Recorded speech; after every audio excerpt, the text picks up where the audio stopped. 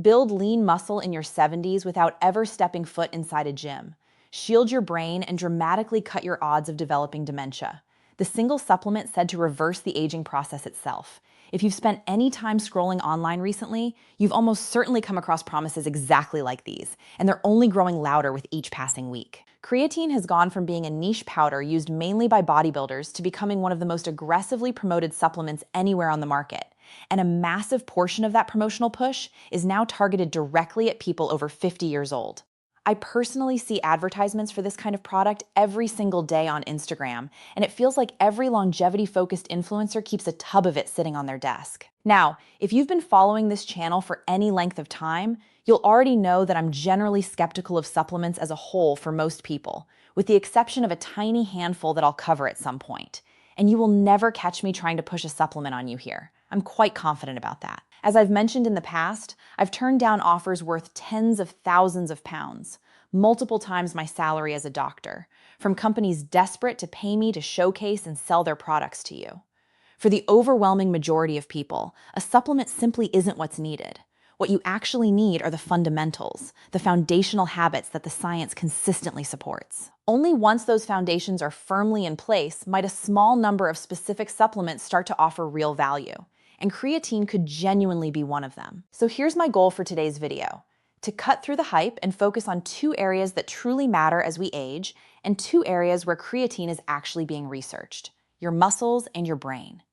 By the time this video ends, you'll understand whether creatine is actually worth spending money on, and equally important, whether you're someone who should steer clear of it entirely. If you're new here, welcome aboard.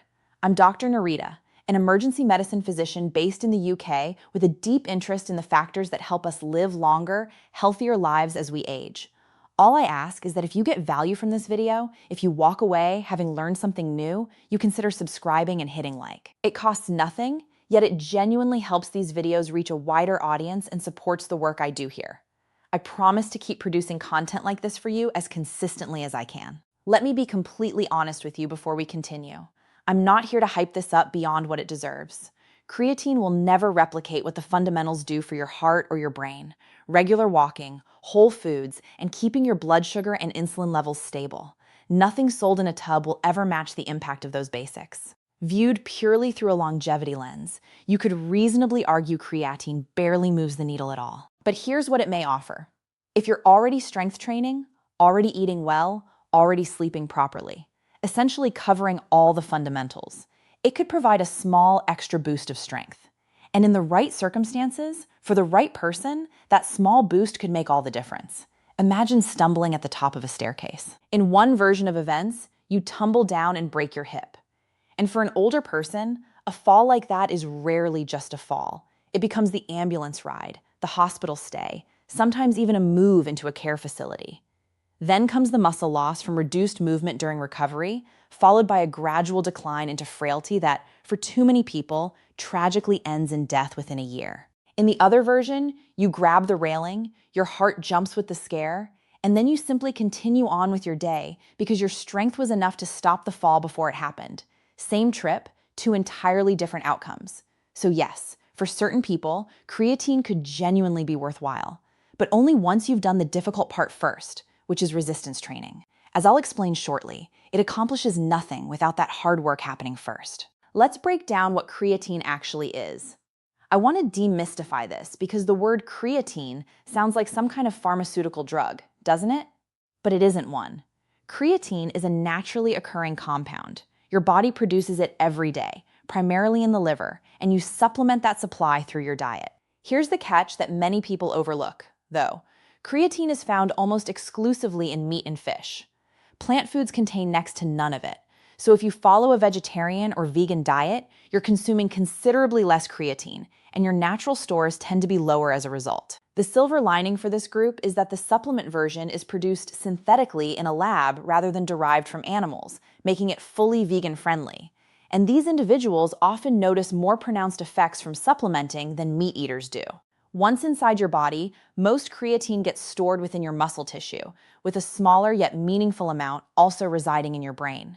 Its function is fairly straightforward.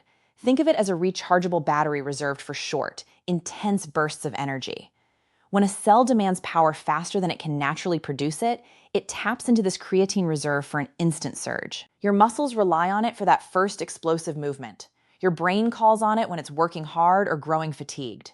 Keep that concept in mind, because it underpins everything else in this video. As we age, two things happen simultaneously. Your body's natural creatine production declines, and most people also consume less meat and fish compared to their younger years. As a result, creatine reserves quietly diminish right at the life stage when you need them the most, and you truly do need it. Picture catching yourself after tripping off a curb or near the top of some stairs.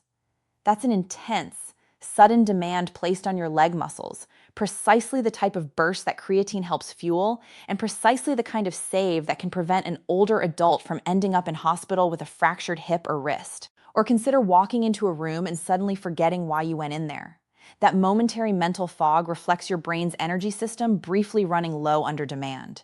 So muscle and brain, the two systems creatine fuels, are also the two systems that quietly begin faltering with age. Which means topping up your reserves might matter far more at 60 than it ever did in your 20s or 30s.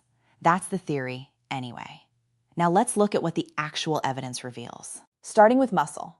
This is the strongest thread of the entire story, and it's important we're clear about how robust this research truly is. When scientists compile all the quality trials together, the results are remarkably consistent. One of the largest reviews combined 22 randomized controlled trials involving more than 700 older adults and found that creatine paired with resistance training produced roughly an additional kilogram and a half of lean muscle mass compared to identical training performed without creatine, plus measurable strength gains too. More recent research has refined this further, revealing that the greatest benefit occurs in the legs, while the smallest benefit shows up in the upper body. These are randomized controlled trials, the gold standard within medical research, and they all point in the same direction. So when it comes to muscle, the evidence is genuinely solid. But here's arguably the most crucial sentence in this entire video: that benefit exists only in people who are already lifting weights. Without training, there's no stimulus, meaning there's nothing for creatine to enhance, which explains why it accomplishes virtually nothing in someone who isn't strength training. It isn't a muscle-building pill. It's a multiplier that amplifies the effort you're already putting in. This actually reminds me of my early days doing triathlon. I was starting from a fairly unfit baseline and, like so many people, was hunting for shortcuts, a way to shave off time without putting in the corresponding effort. I'd read about aerodynamic helmets, the kind with the elongated tail designed to cut through wind resistance. So I walked into a bike shop, and the salesperson was refreshingly honest with me. He explained that the helmet only makes a meaningful difference once you're already fit enough to ride at speeds where wind resistance genuinely becomes a factor. Below that threshold, a fancy aero helmet performs basically the same as an ordinary one. The real gains come from fitness itself, from the hard training. The helmet is simply a bonus once you've already earned it. Creatine works in much the same way. You have to put in the effort first, because without underlying training, the powder has nothing left to amplify. So the muscle side of this story, I feel very confident about. The brain side, the second potential benefit, is a bit more nuanced.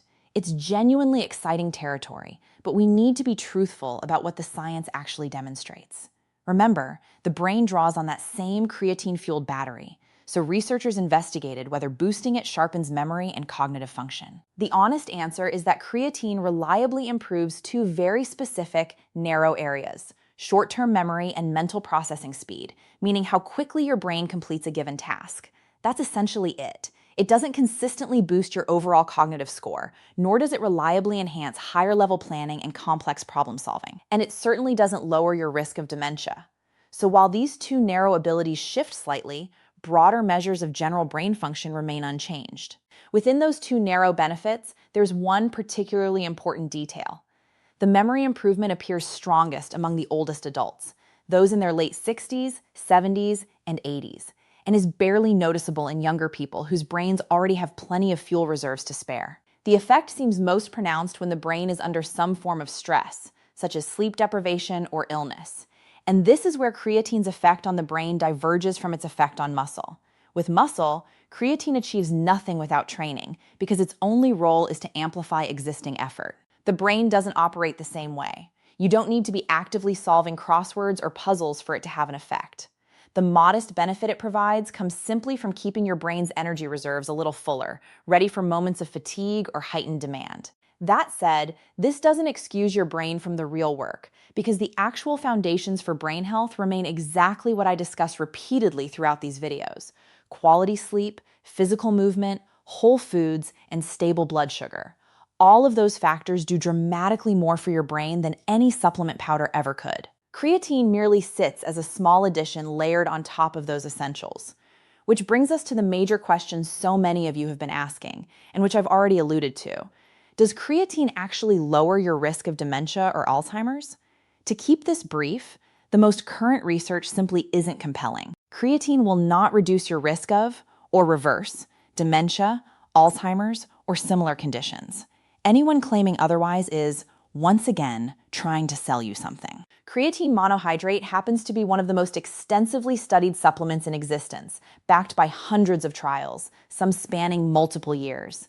In healthy individuals, it hasn't been shown to cause kidney or liver damage. The old internet-fueled fear surrounding kidney harm actually traces back to a small handful of isolated case reports rather than solid controlled research. The most commonly reported side effects are mild: occasional stomach discomfort, usually from taking too much in one sitting, and a modest amount of weight gain during the first couple of weeks. People often worry this represents fat gain, assuming you're storing fat. But that's not the case at all. It's simply water being pulled into muscle tissue, which is completely harmless and actually part of how creatine functions. Now, here's an important point. Creatine raises a blood marker called creatinine by roughly 10% at a standard dose. Doctors use creatinine levels to estimate kidney function through a calculation called eGFR, essentially a measure of how efficiently your kidneys are working. So creatine can push your creatinine levels upward, which in turn lowers your eGFR reading, making a perfectly healthy kidney appear to be declining when nothing is actually wrong. When researchers examine the same individuals using a different marker unaffected by creatine, kidney function tests come back completely normal. In other words, elevated creatinine in someone taking creatine doesn't indicate kidney failure. It's simply a measurement quirk. The practical solution is simple. Either inform whoever draws your blood that you use creatine, or pause supplementation for roughly a week before testing. Now for an equally important point: who shouldn't be taking this? Nearly all of the safety research excluded people with existing illness, focusing almost entirely on healthy individuals. Put simply, we lack solid evidence regarding its safety for kidneys that are already compromised. Kidney disease is typically defined as an eGFR persistently sitting below 60. If that applies to you, or if you already know your kidney function is reduced, or you have other underlying health issues, creatine likely isn't a sensible choice. Pregnancy is another clear reason to avoid it. If you're over 40 or 50 or dealing with any medical conditions, check with your doctor first. If you're healthy and have decided to give creatine a try, and again, I'm not personally recommending it to anyone. This is purely educational, not advice. I'd suggest keeping things simple. 3 to 5 grams daily of plain creatine monohydrate, available as either a white powder or tablet, is the most commonly used form. There's no need to take it at a specific time of day. And despite what product labels often claim, you don't need to time it around your workouts or any other part of your routine. Just take it whenever suits you. You also don't need to load with a higher dose during the first week, despite many brands recommending 20 grams daily for the initial 5 days before tapering down. Skipping the loading phase won't meaningfully change your results. And finally, purchase from a genuinely reputable brand. Avoid grabbing it off Amazon at random. Choose an established company whose name you've seen mentioned repeatedly and trust. Of course, being a doctor, I have to say this clearly. Everything shared here is for educational purposes only, not personalized medical advice. I'm not your physician, so please check with your own doctor before starting anything. I try to be especially careful whenever discussing supplements. I completely understand how difficult it can be to get time with a doctor these days. But please, if you have any concerns or existing medical conditions, do consult someone before proceeding.